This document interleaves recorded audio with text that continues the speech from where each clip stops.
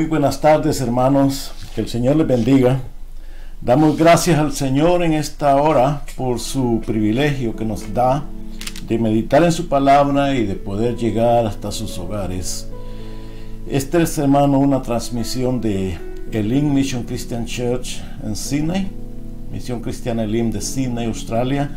Y ahora es el primer día, miércoles del año 2023, 4 de enero del 2023. Y damos gracias al Señor y con ayuda de Él, pues, vemos que su misericordia nos ha ayudado y con ayuda de Él, Él nos va a seguir guiando y llevándonos adelante, siempre y cuando, hermanos, seamos fieles a su verdad. Vamos, hermanos, rápidamente en esta tarde a orar al Señor y pedirle que Él nos bendiga, que nos hable y que nos instruya en su palabra, pues ese es nuestro ardiente deseo por el cual estamos siempre llegando a sus hogares. Oremos al Señor. Padre bendito, agradecidos estamos contigo, buen Dios, por tu amor, tu bondad, tu misericordia, porque tú eres bueno y porque llegamos hasta este día, Padre Santo, y en tu misericordia tú nos puedes guiar adelante, Padre bendito, llevarnos adelante, porque ese es el propósito de tu llamado, Padre Santo, y podemos un día disfrutar en esa vida eterna contigo, Padre Santo. Oh Dios Santo, en esta hora te pedimos que nos hables, nos bendigas, nos ayudes al meditar en tu palabra. En el nombre de Jesús, Señor nuestro, lo pedimos agradeciéndolo. Amén.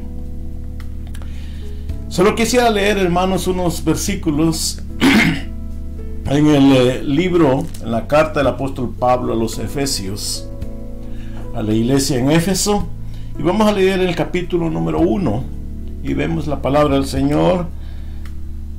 Del versículo 15, Efesios 1:15, dice la palabra de Dios: por esta causa también yo, habiendo oído de vuestra fe en el Señor Jesús y de vuestro amor para con todos los santos, no ceso de dar gracias por vosotros, haciendo memoria de vosotros en mis oraciones, para que el Dios de nuestro Señor Jesucristo, el Padre de gloria, os dé espíritu de sabiduría y de revelación en el conocimiento de Él, alumbrando los ojos de vuestro entendimiento, para que sepáis cuál es la esperanza a que Él os ha llamado y cuáles las riquezas de la gloria de su herencia en los santos, y cuál la supereminente grandeza de su poder para con nosotros los que creemos, según la operación del poder de su fuerza, la cual operó en Cristo, resucitándole de los muertos y sentándole a su diestra en los lugares celestiales, sobre todo principado y autoridad y poder y señorío, y sobre todo nombre que se nombra, no solo en este siglo, sino también en el venidero. Aleluya, hermano. Tremendo leer estos versículos que el apóstol Pablo les decía a los hermanos.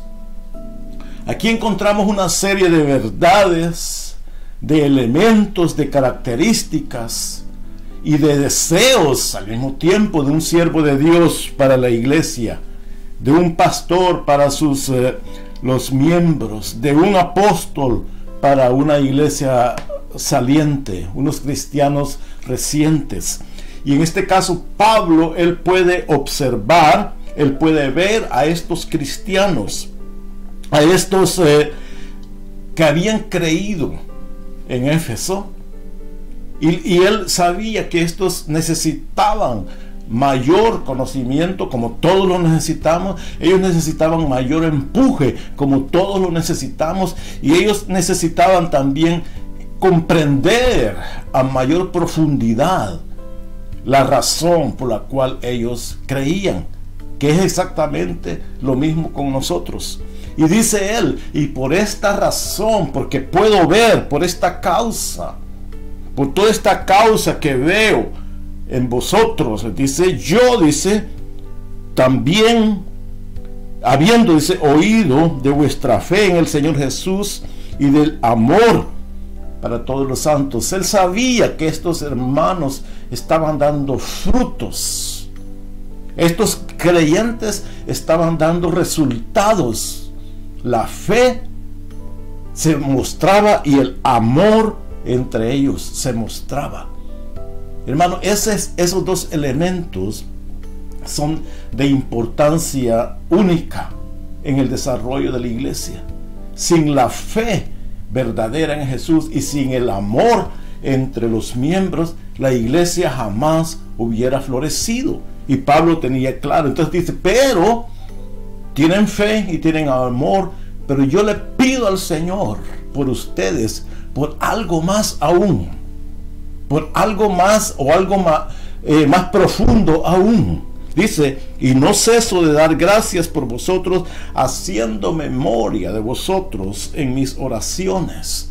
Pablo oraba por ellos, traía a su memoria a ellos lo que ellos eran, recordaba, cuando dice haciendo memoria, recordaba lo que ellos, cómo ellos se conducían, la conducta de estos hermanos, su forma de proceder, su testimonio cristiano.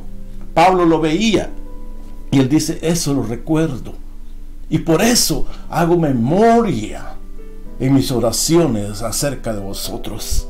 ¿Y qué le pido a Dios? Pablo dice, le pido al Señor en mis oraciones para, versículo 17, que el Señor, que nuestro Padre os dé dos elementos aquí, o tres diríamos, versículos 17 y 18. Uno dice, os dé espíritu de sabiduría. Os dé espíritu de sabiduría. ¿Para qué, hermano? Ya vamos a ver para qué. Espíritu de revelación. 2. Espíritu de sabiduría y espíritu de revelación.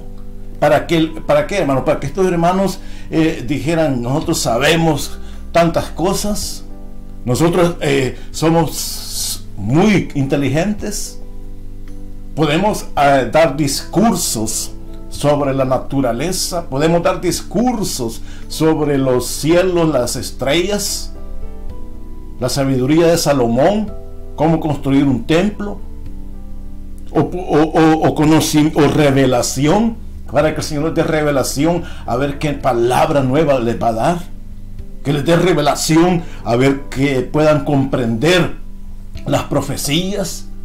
¿Será eso lo que Pablo les decía? No, aquí dice, les pido a Dios que les dé sabiduría y revelación. ¿En qué? En el conocimiento de Dios. Hermano, para eso necesitamos la revelación, para eso necesitamos la sabiduría, con un propósito, conocer más a Dios. Y eso Pablo tenía claro. A pesar de que estos hermanos abundaban en fe, como dice ahí, abundaban en amor, pero Pablo dice también es necesario que ustedes se desarrollen en el conocimiento de Dios más profundo. Crecer es algo, hermano, que jamás vamos a llegar a cumplir, por decirlo así, un conocimiento exhausto del conocimiento de Dios. Nunca vamos a llegar a una plenitud tan profunda en esta tierra del conocimiento de Dios. Siempre vamos a conocerle más, vamos a necesitar conocerle más, y la única manera es a través de lo que Pablo decía aquí, que Dios les dé ese espíritu, dice, que Dios les dé ese espíritu de sabiduría y de revelación. Además de eso, dice, es necesario que alumbre vuestros ojos del entendimiento. Mano, no consiste solamente en pasar diciendo yo tengo fe, pasar imponiendo manos sobre medio mundo, que dice yo oro 24 horas al día, que yo soy una persona que fluyo en el amor de Dios. No se puede decir eso, se demuestra. Pero el apóstol sabía que ellos sí lo tenían, pero además de eso sabía que había necesidad de más conocimiento de Dios, de más revelación de Dios, y además que el entendimiento fuese alumbrado. Por eso es que la Biblia recuerda cuando decían de los apóstoles: ¿y estos quiénes son? Son unos ignorantes. Eran carpinteros, o eran quizás pescadores, o eran, qué sé yo, cobradores de impuestos, eran personas del vulgo. Pero se hablan como que tuvieran un gran conocimiento, como que fueran grandes sabios, hablan. ¿Cómo es eso? Aquí está claro, dice, cuando Dios alumbra el entendimiento, hermanos, ahí es donde se puede comprender la belleza, el amor, la autoridad de Dios.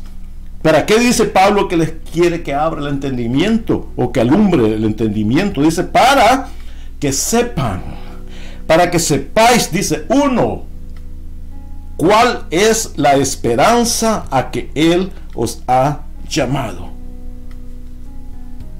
Que abra, cantamos muchas veces, abre nuestros ojos, Señor. Abre mis ojos, abre mi entendimiento. ¿Para qué? Uno dice, para que comprendáis la esperanza, que sepáis cuál es la esperanza a que Él os ha llamado. Hermanos, ¿cuál es la esperanza? ¿Cuál es? Dice, bendita esperanza. Es la esperanza del Señor, de su venida. Hermanos, esperamos en Él. Eso, hermanos, que nos alumbre el entendimiento, poder comprender eso, hermano, y esperarlo. Esa bendita esperanza. ¿Cuál es la esperanza del que os ha llamado? Número 2, ¿cuáles las riquezas de la gloria de su herencia en los santos?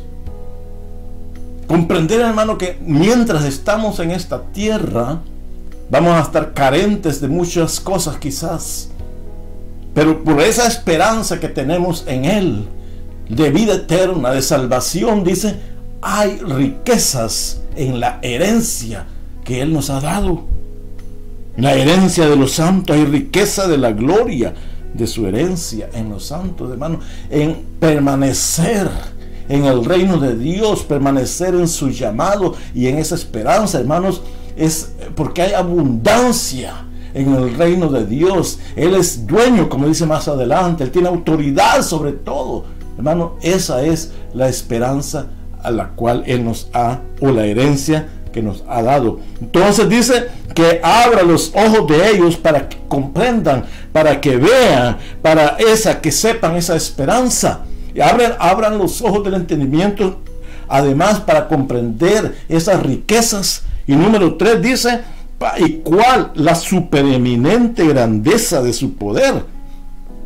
Hermano, aquí expresa Pablo estas maravillosas palabras. Dice la supereminente grandeza de su poder. Solo la palabra poder implica grandeza. Pero Pablo dice, es más que simplemente un poder. Dice, es un grande poder, grandeza de su poder. Un poder grande, pero no solamente eso, es supereminente. Un poder más grande y requete grande, como decimos nosotros, requete grande, supereminente. Grandeza de su poder para con nosotros los que creemos. Pablo muestra aquí, hermanos, una gran esperanza, una gran manifestación del Evangelio, una gran comprensión de la grandeza de Dios. El Evangelio no es simplemente para andar como quien posee cualquier otra religión. El Evangelio, hermano, está compuesto de todo este proceso del conocimiento de Dios, de la revelación de Dios, de poder saber cuál es nuestra esperanza, de poder saber cuál es la riqueza de Dios y poder comprender ese maravilloso poder según la operación del poder de su fuerza.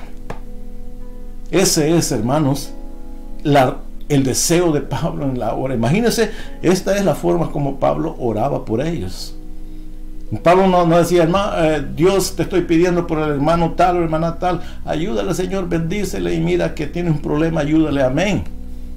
No, Pablo oraba, oh Dios, te estoy pidiendo para que tú les reveles, que tú les des espíritu de revelación, oh Dios, que tú les des espíritu de entendimiento, de conocimiento, de sabiduría, Señor, que tú les abras los ojos para que puedan ver cuál es esa esperanza que tenemos en ti, que puedan comprender las riquezas que hay en tu gloria, que puedan comprender el supereminente poder que tú tienes, que puedan comprender que tú eres el autor, que tú eres el que das la fuerza. Y el versículo 20 dice, la cual operó en Cristo el poder, como dice acá, el poder de su grandeza, según la operación del poder de su fuerza. Esa es la operación del poder de la fuerza de Dios, que operó en Jesucristo, dice. ¿Cómo operó? Resucitándole de los muertos y sentándole a su diestra en los lugares celestiales. Sobre todo es principado y autoridad y poder y señorío, y sobre todo nombre que se nombre, no solo en este siglo, sino también en el siglo venidero. Aquí está hablando, hermano, que ese Jesús que tuvo la fuerza del Padre sobre él, resucitándole y sentándole, es un Jesús de autoridad. Eso es lo que Pablo finaliza en el versículo 20. Aquí demuestra que Jesús está sentado sobre el trono a la diestra del Padre, sobre todo. Dice acá, señorío sobre todo, autoridad sobre todo, hermano. Ese es el Jesús que Pablo les quería decir a los de Éfeso. A ese Jesús es que ustedes, hermanos, han creído. Hermano, es fácil decir o querer ver el aspecto religioso nada más. Poder decir, no, mi religión es la que tiene más fuerza, mi religión es la que tiene más autoridad, mi religión es la que vale, mis credenciales son las que valen. Pablo les dice, nada de eso. Ese Jesús en el cual han creído, Él está sobre todo. Él tiene autoridad sobre todo. Recordemos, hermano, cuando el Señor estaba en la tierra, dice que cuando creían quedaban perplejos, admirados, porque como Él les enseñaba su doctrina, dice. En Marcos dice que se admiraban, se quedaban perplejos como el Señor enseñaba su doctrina, porque les enseñaba como alguien, dice, que tenía autoridad, no como los escribas. El Señor, hermanos, tuvo esa autoridad, y cuando resucitó, esa autoridad fue manifiesta sobre todo el universo. Y ese es nuestro Señor. Recordemos, hermanos, quiero terminar con un ejemplo que encontramos en Lucas. En los tres evangelios, Mateo, Marcos y Lucas, se encuentra exactamente lo mismo. Cuando el Señor llegó, les voy a leer el capítulo 20 de Lucas, dice, sucedió un día que enseñando Jesús al pueblo en el templo y anunciando el evangelio, llegaron los principales sacerdotes y escribas con los ancianos. Y le hablaron diciendo, dinos, ¿con qué autoridad haces estas cosas? ¿O quién es el que te ha dado esta autoridad? Respondió Jesús, les dijo, os haré yo también una pregunta, les dice, respondérmelo. ¿El bautismo de Juan era del cielo o de los hombres? Entonces ellos discutían entre sí diciendo, si decimos del cielo, dirá, ¿por qué pues no le creísteis? Y si decimos de los hombres, todo el pueblo nos apedreará, porque están persuadidos de que Juan era profeta. Y respondieron que no sabían de dónde fuese. Entonces Jesús les dijo, yo tampoco os diré con qué autoridad hago estas cosas. Hermanos, aquí los religiosos de estos tres grupos, los maestros, dice, llegaron los sacerdotes, los escribas y los ancianos. Los sacerdotes, los escribas y los ancianos, la máxima autoridad religiosa de la época. Llegaron, querían como mostrar que ellos eran la autoridad religiosa. Y este Jesús, este rabino, ¿quién lo ha escogido? Prácticamente eso era lo que ellos se decían entre sí. ¿Quién es este? ¿Por qué? Porque Jesús estaba haciendo milagros, estaba haciendo prodigios, estaba enseñando al pueblo, todo el mundo estaba recibiendo. Ellos dicen, no puede seguir así. Tiene que mostrarnos con qué autoridad, de dónde viene su autoridad. Y lo confrontan. Y le dicen, Jesús, ¿de dónde? ¿Con qué autoridad haces esto? Dinos con qué autoridad haces estas cosas, o quién es el que te ha dado esa autoridad. En otras palabras, preguntándole, muéstranos tus credenciales, muéstranos quién eres. Si tú no has estudiado como nosotros, tú vienes de ahí de un taller de carpintero, tú has andado allí por el lago con otros hombres. ¿Dónde está esa autoridad? ¿Por qué haces esto? Y Jesús, que no se daba a juegos con las cabezas de madera como estos, Él les dice, bueno, les voy a responder a esa pregunta, pero antes de responderles yo a esa pregunta, ustedes me tienen que responder a mí otra pregunta. Ellos creían que Jesús les iba a preguntar, ¿y ustedes cuál es la autoridad de ustedes? Y ellos estaban dispuestos a sacar su cartera y mostrarles a Jesús su autoridad. No, Jesús le dice, ¿se acuerdan de Juan el Bautista? Díganme, ¿con qué autoridad o de dónde provenía Juan? ¿Era de Dios o de los hombres? Dice, Juan, el bautismo de Juan era del cielo o de los hombres. Ese Juan que bautizaba en el Jordán, ¿cómo lo hacía? Y entonces ellos se quedaron perplejos, mirándose uno al otro, y dijeron, permitinos Jesús, vamos a discutir esta pregunta, vamos a dar la respuesta correcta. Y empezaron a argumentar entre ellos, y dijeron, realmente aquí nos agarró Jesús. Con eso, hermano, era suficiente para saber que ese Jesús tenía autoridad. Les cayó la boca de un solo. Los dejó sin palabras, los dejó sin argumentos. Es decir, que él tenía mayor autoridad. Y dijeron, realmente no podemos responderle, porque si decimos que viene de Dios, entonces nos va a decir, entonces ustedes ¿por qué no lo han seguido? Y si decimos que viene de los hombres, nos van a apedrear, porque todo el mundo está de acuerdo con Juan. ¿Qué podemos hacer? Entonces Jesús, no podemos responderte a esa pregunta.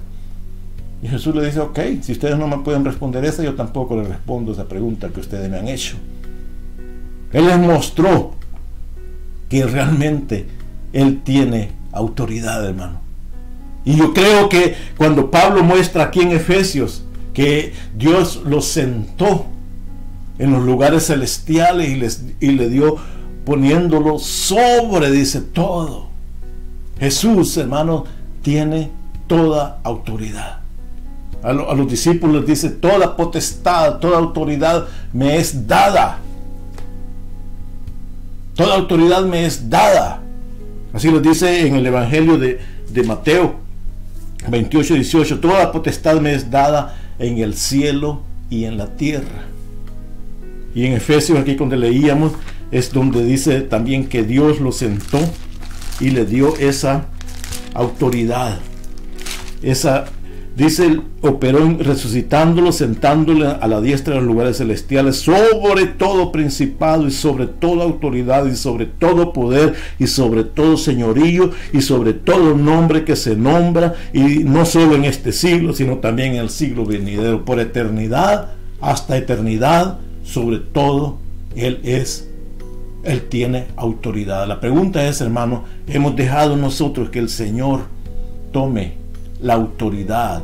¿O hemos reconocido que Él tiene autoridad? No de palabra, autoridad, hermano, sobre nuestros hábitos. ¿Cuáles son sus hábitos? ¿En qué aquellas cosas que uno sabe que no le agradan al Señor?